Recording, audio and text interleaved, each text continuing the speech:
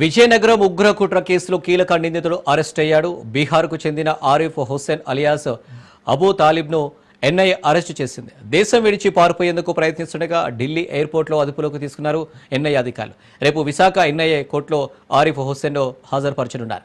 వివిధ ప్రాంతాల్లో ఉగ్రదాడులు చేసేందుకు ఆయుధాలను ఆరిఫ్ సమకూర్చుతున్నట్టు నిర్ధారించారు. దేశంలో ఉంటూ జిహాదీ కార్యకలాపాలు నిర్వహించేందుకు సిద్ధమయ్యారు ఆరిఫ్.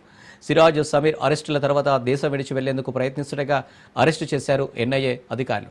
ఉగ్రవాదులు సిరాజ్, సమీర్లతో కలిసి పనిచేశారు ఆరిఫ్. ఇక దీనికి సంబంధించి మరిన్ని డీటెయిల్స్ మా ప్రతినిధి సూర్యప్రకాష్ అందిస్తారు. సూర్యప్రకాష్. అనిల్, విజయనగరం ఉగ్ర కుట్ర కేసులో అయితే కీలక నిందితులను అయితే ఢిల్లీలో అయితే ఎన్ఐఏ అధికారులు అయితే అరెస్ట్ చేసిన పరిస్థితి కనిపిస్తుంది.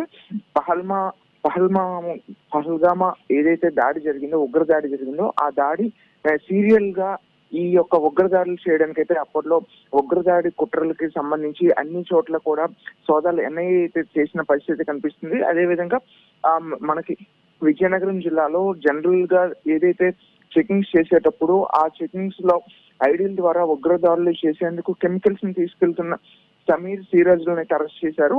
ఆ రోజు నుండి కూడా అన్ని కోణాల్లో దర్యాప్తు చేస్తూ వస్తూ ఉండగా ప్రస్తుతం దీనికి ప్రధాన నిందితుడు ఎవరైతే వాళ్ళు ఇన్స్టాగ్రామ్ లో అయితే ఒక గ్రూప్ క్రియేట్ చేసుకొని కొన్ని కోడ్ భాషల్లో మాట్లాడుకొని ఉగ్రదాడులు చేయడానికి కొన్ని స్థావరాలు ఎంచుకున్నారు. పర్యాటకంగా కావచ్చు, అలానే ఆర్థికంగా ఎదిగిన భారతదేశంలో ఎక్కడైతే ఏ ప్రాంతాలు అయితే ఆర్థికంగా ఎదిగాయో ఆ ప్రాంతాల్లో ఈ యొక్క ఉగ్రదాడులు చేయడానికి అయితే వాళ్ళంతా కూడా కుట్ర పడిన పరిస్థితి ఉంది. దాన్ని భద్రం చేయడానికి అయితే విజయనగరం పోలీసులతో పాటు అలానే తెలంగాణ పోలీసులు ఇక్కడ ఎన్ఐతో కలిసి మొత్తం కూడా దీనిపైన నిఘా పెట్టి ఒక్కసారిగా దీన్ని భగ్నం చేసిన పరిస్థితి ఉంది.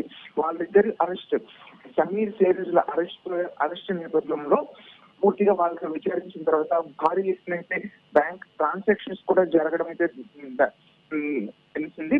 ముఖ్యంగా సమీర్ కన్నా సిరాజ్ అయితే విజయనగరం జిల్లాలో ఒక కానిస్టేబుల్, ఏఎస్ఐ కానిస్టేబుల్ కుమారుడు అయి ఉంటే కూడా అతను ఈ యొక్క ఉగ్రదాడులకు పాల్పడ్డం, అతని యొక్క బ్యాంకుల్లో కోట్ల రూపాయలు అయితే ట్రాన్సాక్షన్ జరగడంతో ఒక్కసారిగా అనుమానం వచ్చి వాళ్ళ బ్యాంక్ అకౌంట్లు కూడా సీజ్ చేసిన పరిస్థితి ఉంది.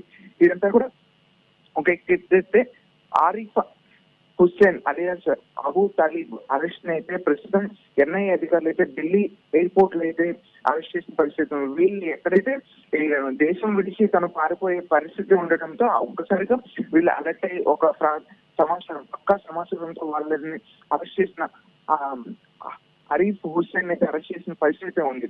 ముఖ్యంగా అన్ని ప్రాంతాల్లో కూడా వీళ్ళు ఉగ్రదాడులు చేయడానికి అయితే ఆరిఫ్ ఆయుధాలను సమకూరుస్తూ ఒక దగ్గర ఉంచారనే విషయాన్ని అయితే పూర్తిగా తెలుసుకున్న ఎన్ఐఏ అధికారులు అయితే వాళ్ళని వెంటనే అరెస్ట్ చేసి రేపు ఉదయం విశాఖ ఎన్ఐఏ కోర్టుకి అయితే హాజరుపరిచే పరిస్థితి ఉంటుంది. దాదాపు దీనికి సంబంధించి రిమైండ్ విధించి కస్టడీ తీసుకునే అవకాశం కూడా ఉండడంతో దాదాపు ఉగ్రదాడి చేయాలి అంటే భయపడే విధంగా అయితే ఈ యొక్క చర్యలు తీసుకునే విధంగా భారతదేశ ప్రభుత్వం అయితే ముందుకెళ్తున్న పరిస్థితి ఉంది.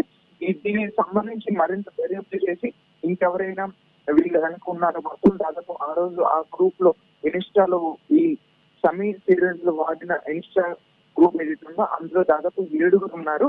7లో 3 ఆల్రెడీ పాకిస్తాన్ కి సంబంధించి తాలిబాన్ కు సంబంధించిన వాళ్ళగా అయితే అప్పట్లో గుర్తించి ఎన్ఐఏ కూడా ఒక నివేదిక జరిగింది. కానీ ఇప్పటికి 2లో మరొక వ్యక్తిని కూడా అరెస్ట్ చేసిన పరిస్థితి ఉంది. ఇప్పుడు ఆరిఫ్ హుస్సేన్ తో పాటు మరొక వ్యక్తి ప్రస్తుతం ఇక్కడే ఉన్నారా లేదా ఖత్తర్ గానీ దుబాయ్ గానీ వెళ్ళిపోయారని అయితే రేపు వాళ్ళని ఆరా తీసి ఇన్వెస్టిగేషన్ చేసిన తర్వాత తెలుస్తుంది. దీనికి సంబంధించి సమీర్, సిరాజ్ ఇప్పటికే పోలీసుల కస్టడీలో కావచ్చు, జ్యుడిషియల్ కస్టడీలో ఉండడం జరిగింది. వాళ్ళని కూడా తీసుకొచ్చి 3 కూడా విచారించే అవకాశం కూడా ఉందనే విషయాన్ని అయితే స్థానికంగా అయితే తెలియజేస్తున్నారు అని.